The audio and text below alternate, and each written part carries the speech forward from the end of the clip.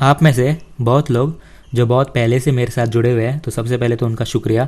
Konkan railway electrification बहुत trending topic है, आप सबको पता ही होगा। और कुछ महीने पहले ही मैंने एक वीडियो बनाई थी जिस वीडियो का नाम था electric locos to run in Konkan by January 2021। उस वीडियो में मैंने आप सबको कहा था कि नवंबर 2020 से रत्नागिरी रेलवे स्टेशन एक ट्रैक्शन चेंजिंग पॉइंट होने वाला है और 2021 से रत्नागिरी कारवार के बीच diesel on top of electric यानी पिगीबैक लोकोमोटिव के साथ ट्रेन का चलाया जाएगा। आप में से बहुत लोग अभी मुझसे ये पूछना चाह रहे होंगे या फिर आपके मन में ये प्रश्न घूम रहा होगा कि नवंबर बीत गया, जनवरी भी बीत गया, WAP4, WAP7 और WCM3 मडगांव के दर्शन करके भी चला गया, तो अब इलेक्ट्रिक लोकोमोटिव के साथ ट्रेन कब चलेगी कोंकण में। मेरे भी मन में यही प्रश्न था, तो मैंने सीधा एक दिन कोंकण रेलवे से ही ये प्रश्न पूछ लिया। कोंकण रेलवे का 5 शब्दों वाला रिप्लाई आया, मार्च 2021 विल बी क्रूशियल। जी हाँ, सिर्फ इतना, मार्च 2021 विल बी क्रूशियल, यानी कोंकण रेलवे के लिए मार्च 2021 महत्वपूर्ण होने वाला है। यानी अभी सिर्फ एक महीने का और इंतज़ार बाकी है, उसके बाद तो मार्च में कुछ ना कुछ बड़ा इवेंट ज़रूर होने वाला है कोंकण में। यानी हो सकता है कि मार्च से कोंकण में इलेक्ट्रिक लोकोमोटिव के साथ ट्रेन चलना शुरू हो जाए। मेरे कहने का मतलब ये नहीं है कि मार्च 2021 में कोंकण में इलेक्ट्रिफिकेशन काम पूरा हो जाएगा। कोंकण रेलवे में इलेक्ट्रिफिकेशन काम जून 2021 तक पूरा हो सकता है। अगर जून में इलेक्ट्रिफिकेशन काम पूरा होना है तो मार्च 2021 कोंकण रेलवे के लिए महत्वपूर्ण क्यों है। मार्च 2021 में ऐसा क्या होने वाला है कि इलेक्ट्रिक लोकोमोटिव के साथ ट्रेन चल सकती है। तो फाइनली हम लोग पहुंच चुके हैं वास्को ड गामा।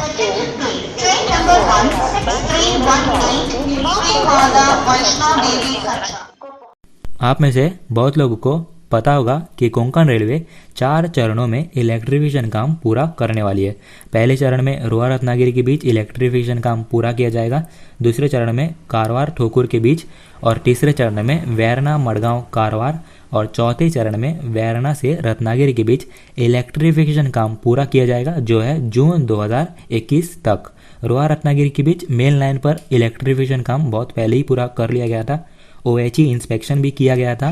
पर आपको तो पता ही होगा कि इलेक्ट्रिफिकेशन काम तब तक पूरा नहीं होता जब तक सभी railway station, yards, TSS, SP, SSP, loop lines पर इनका भी यानी यहाँ पर भी इलेक्ट्रिफिकेशन काम जब तक पूरा नहीं होता तब तक CRS ट्रायल्स कंडक्ट नहीं किए जाते। और जब 100% इलेक्ट्रिफिकेशन काम पूरा हो जाता है उसी के बाद CRS ट्रायल्स कंडक्ट किए जाते हैं और उसके बाद इलेक्ट्रिक लोकोमोटिव के साथ ट्रेन को चलाया जाता है। और इसीलिए रोहा रत्नागिरी के बीच CRS इंस्पेक्शन में देरी हो रही थी, क्योंकि मनगांव, वीर, कोलाड यहाँ पर इलेक्ट्रिफिकेशन काम बचा हुआ था। पर अब वहाँ पर भी अगर सोर्सेज का माने तो इलेक्ट्रिफिकेशन काम पूरा हो चुका है और मार्च 2021 में रोहा रत्नागिरी के बीच CRS ट्रायल्स कंडक्ट किए जा सकते हैं। क्योंकि अभी तक ये भी क्लियर नहीं है कि रोहा वीर सेकेंड लाइन का इलेक्ट्रिफिकेशन काम भी मार्च 2021 तक पूरा होगा या नहीं, या फिर रोहा वीर सेकेंड लाइन को छोड़कर ही कोंकण रेलवे रोहा रत्नागिरी के बीच CRS ट्रायल्स कंडक्ट करने जा रही है। तो पहला पॉइंट आपको याद रखना है कि रोहा रत्नागिरी के बीच बहुत जल्द CRS ट्रायल्स कंडक्ट किए जाने हैं। जहाँ तक बात रही थोकुर कारवार सेक्शन की, तो थोकुर बिजूर के बीच बहुत पहले ही CRS ट्रायल्स कंडक्ट किए गए हैं और बिजूर कुमटा के बीच एनर्जाइजेशन का काम भी पूरा कर लिया गया है, जिसके बाद कुछ दिनों पहले ही कारवार रेलवे स्टेशन पर वायरिंग का काम किया जा रहा था। यानी यहाँ पर जो भी काम बचा हुआ है वो है कुमटा, अंकोला, हरवादा, कारवार के बीच में।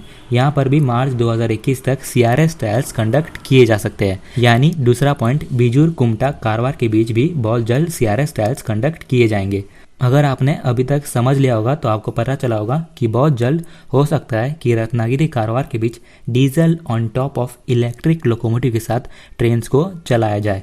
यानी रत्नागिरी तक ट्रेन ई लोको के साथ आएंगी, फिर वहाँ पे ई लोको के सामने ही डीजल लोको लगाया जाएगा, जिसके बाद फिर कारवार तक वो ट्रेन ई लोको और डीजल लोको के साथ जाएगी। कारवार में डीजल लोको को डिटैच किया जाएगा और फिर वहाँ से ई लोको के साथ ट्रेन चलेंगी। सेम चीज़ कारवार की तरफ से भी किया जाएगा, यानी कारवार तक ट्रेन को ई लोको के साथ लाया जाएगा, वहाँ पे ई लोको के सामने डीजल लोकोमोटिव लगाया जाएगा और रत्नागिरी में डीजल लोको को डिटैच कर दिया जाएगा। पर कोंकण रेलवे चाहे तो जून 2021 का भी इंतजार कर सकती है, जब पूरे कोंकण का इलेक्ट्रिफिकेशन काम पूरा हो जाए।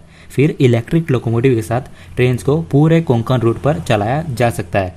पर मुझे नहीं लगता कि कोंकण रेलवे जून का इंतजार करने वाली है। मेरे हिसाब से तो जून का इंतजार करना चाहिए, पर कोंकण रेलवे ने ऑलरेडी कह दिया है कि मार्च 2021 विल बी इम्पोर्टेंट, यानी इलेक्ट्रिक लोकोमोटिव तो चलेगी पर diesel on top of electric locomotive की तरह, जिसे आप में से बहुत लोग पिगीबैक भी बोलते हो। अब बात करते हैं मडगांव कारवार सेक्शन की। तो आप में से बहुत लोग सोच रहे होंगे कि क्या मार्च में रत्नागिरी कारवार की जगह रत्नागिरी मडगांव के बीच diesel on top of electric locomotive के साथ भी ट्रेन चलाई जा सकती है। पर आपकी जानकारी के लिए मैं बता दूं कि मडगांव रेलवे स्टेशन पर अभी इलेक्ट्रिफिकेशन काम बाकी है, पर ज़्यादा देरी भी नहीं लगेगी। बहुत जल्द मडगांव कारवार के बीच इलेक्ट्रिफिकेशन काम पूरा हो जाएगा। अगर जल्दी काम पूरा होता है तो हो सकता है कि आगे चल के रत्नागिरी मडगांव के बीच diesel on top of electric locomotive के साथ ट्रेन को चलाया जाए। पर अगर देरी होती है तो फिर कोंकण रेलवे जून का ही इंतजार करना बेहतर समझेगा, क्योंकि 2-3 हफ्ते के लिए diesel on top of electric locomotive के साथ ट्रेन को चलाने में कुछ ज़्यादा फायदा नहीं होगा। तो तीसरा पॉइंट आपको ये समझना है कि मडगांव कारवार के बीच पोल्स लगाने का काम पूरा हो चुका है, पर अभी टाइम है, इसलिए थोड़ा और इंतजार करना होगा। कुछ दिनों पहले ही मैं करमरी रेलवे स्टेशन गया था, तो वहाँ पे पोल्स लगाने का काम पूरा हो चुका है। अब कैंटिलीवर लगाया जा रहा है और हो सकता है कि फरवरी एंड तक वहाँ पे ये काम पूरा हो जाए, जिसके बाद वायरिंग काम शुरू किया जा सके। तो मैं बात कर रहा हूँ चौथे चरण की, जो है वैरना रत्नागिरी। तो ये चरण के काम पूरा हो जाने के बाद कोंकण रेलवे में एक नए दौर की शुरुआत होगी।